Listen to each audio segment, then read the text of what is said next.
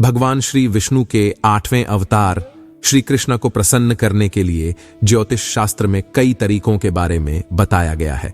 आइए जानें श्री कृष्ण को प्रसन्न करने के लिए नियमित रूप से क्या करना चाहिए। श्री कृष्ण का बताया एक काम करें। दिन की शुरुआत जैसी होती है उसका असर आपके पूरे दिन के काम पर होता है। इसलिए जरूरी है कि आप दिन की शुरुआत इस तरह से करें कि सब कुछ आपके अनुकूल हो जाए। आप जो भी काम करें उसमें आपको सफलता मिलती जाए। इसके लिए आपको कोई खर्च करने की जरूरत नहीं है। बस हर दिन सुबह उठकर भगवान श्री कृष्ण के बताए एक आसान उपाय को ध्यान रखना है। भगवान श्री कृष्ण गीता में कहते हैं, महर्षि सप्त पूर्वे चत्वारो मणवस्थ था मद्भावा मानसा जाता ये शाम लोक इमाह प्रजा, यानी सप्तर्षि मेरे ही मन से उत्पन्न हुए हैं और मेरी ही विभूति है। जो व्यक्ति प्रातःकाल उठकर इनके नाम का ध्यान करता है उनका पूरा दिन उत्साह और आनंद में बीतता है। क्या हुआ जब उस स्त्री के स्नान करते समय आ गए श्री कृष्ण। ये कथा उन दिनों की है जब महाभारत युद्ध की स्थिति बनने लगी थी। भगवान श्री कृष्ण उन दिनों पांडवों की ओर से धृतराष्ट्र के दरबार में पधारे। दुर्योधन ने श्री कृष्ण के संधि प्रस्ताव को अस्वीकार कर दिया। नाराज होकर भगवान श्री कृष्ण ने दुर्योधन के घर भोजन करने से इनकार कर दिया। भगवान श्री कृष्ण ने अपने भक्त विदुर जी के घर भोजन करना स्वीकार किया। जब भगवान श्री कृष्ण विदुर जी के घर पहुंचे उस समय विदुर जी की पत्नी स्नान कर रही थी। दरवाजे पर आते ही श्री कृष्ण ने आवाज लगाई। फिर क्या था, श्री कृष्ण की मोहक आवाज सुनते ही विदुर जी की धर्मपत्नी सुध बुध खो बैठी। भक्ति में लीन व जिस अवस्था में थी वैसे ही कृष्णा के स्वागत में द्वार पर आ गई। भगवान श्री कृष्णा ने भक्ति में लीन विदुर जी की पत्नी को देखकर अपना पिथंबर झट से उनके ऊपर डाल दिया।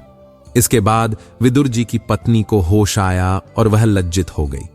कुछ समय बाद कृष्णा की भक्ति में लीन विदुर की पत्नी ने फिर से दूसरी गलती कर दी।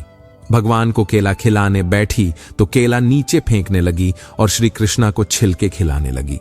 भगवान भक्त की भावना देखते हैं सो उन्होंने भी कुछ नहीं कहा और चुपचाप केले के छिलके खाते गए, जैसे भगवान राम ने सबरी के झूठे बेर खाए थे। जब विदुर जी ने यह लीला देखी तो दौड़े दौड़े आए और स्वयं अपने हाथों को श्री कृष्ण को केला खिलाकर पत्नी के किए गलती की क्षमा मांगने लगे। भगवान ने कहा कि मुझे तो छिलके में भी केले का आनंद मिल रहा था, इसलिए आप किसी प्रकार का अपराध बोध नहीं करें। मैं आपकी सेवा भक्ति से संतुष्ट हूं। इस कथा का उल्लेख गोरखपुर से प्रकाशित कल्याण पत्रिका में किया गया है। क्यों पड़ गया श्री कृष्ण के शरीर का रंग नीला? अगर आपने भगवान श्री कृष्ण की मूर्ति या कैलेंडर पर बने चित्र पर थोड़ा सा भी ध्यान दिया होगा तो आपने यह जरूर देखा होगा कि उनके शरीर का रंग नीला है। क्या आपने कभी इस बात पर गौर किया है कि श्री कृष्णा के शरीर का रंग नीले रंग का क्यों है?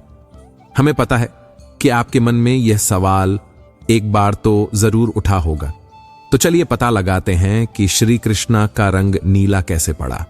इनके नीले होने के पीछे काफी सारी कहानियां बताई जाती हैं। संस्कृत में कृष्णा का मतलब होता है गहरे रंग का। आइए जानते हैं कृष्णा के इस गहरे रंग का राज।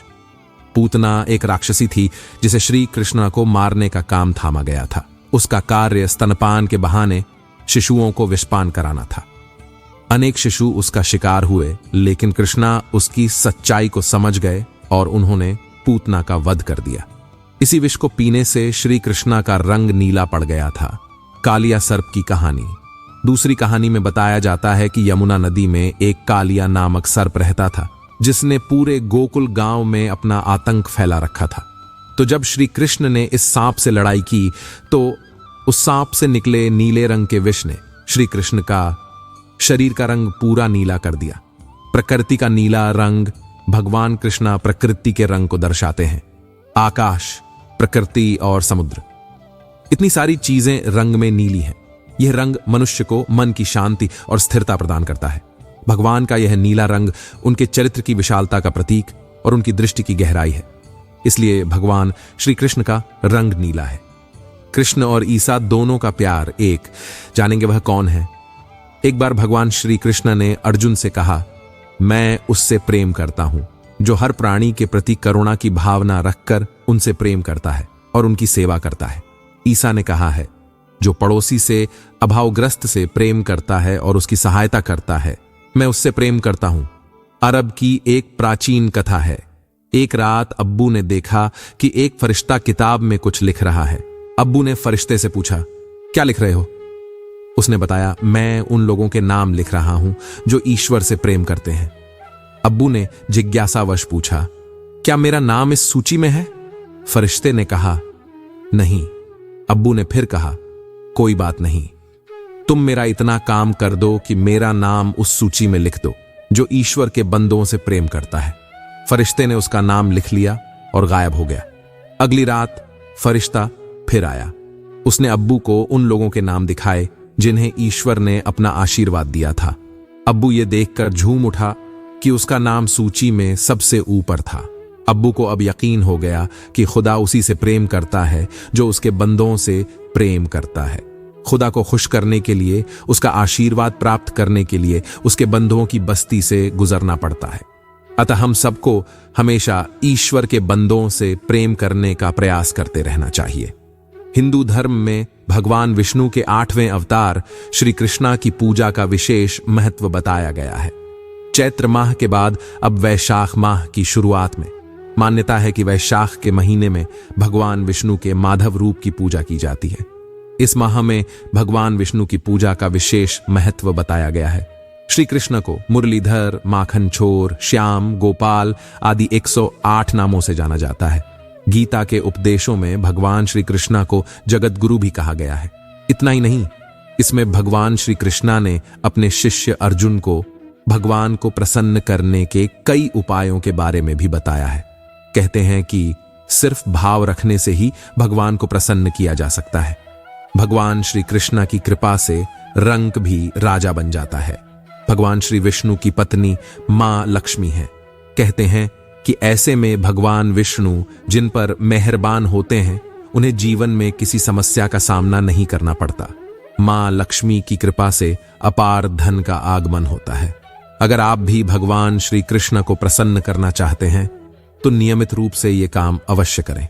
शास्त्रों में भगवान श्री कृष्ण को प्रसन्न करने के कई तरीकों का जिक्र किया गया है।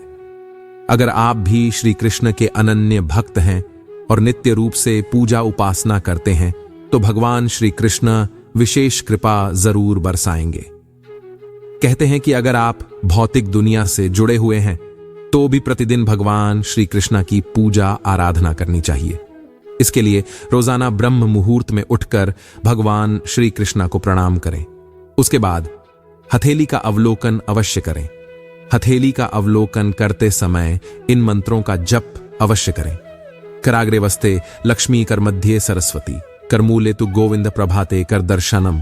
तो इसके बाद नित्य कर्मों से निवृत्त होने के बाद गंगा जल मिले पानी से स्नान ध्यान करें और इसके बाद फिर हथेली में जल लेकर इस मंत्र का उच्चारण करें। एवं केशवाय नम, एवं नारायणाय नम, ओम माधवाय नम, ओम ऋषिकेशाय नम। इन कार्यों को करने के बाद सूर्य देव को जल अर्पित करें। सूर्य देव को जल अर्पित करते समय इन मंत्रों का जाप जरूर करें।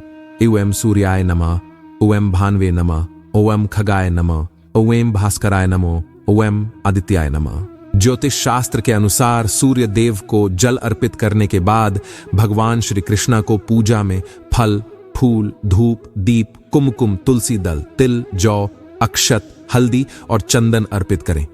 ऐसी मान्यता है कि भगवान श्री कृष्ण को स्नान ध्यान करवाकर उनका श्रृंगार करें और इसके बाद उन्हें दर्पण दिखाने से बहुत जल्द प्रसन्न हो जाते हैं। कहते हैं इससे व्यक्ति की सभी मनोकामनाएं पूर्ण होती हैं। घर में धन का आगमन होता है। इसके बाद आखिर में आरती करें। भगवान श्री कृष्ण से सुख, समृद्धि, धन और वैभव की कामना करें। दोस्तों, इस वीडियो में बस इतना ही। मिलते हैं अगले वीडियो में। अपना ख्याल रखना।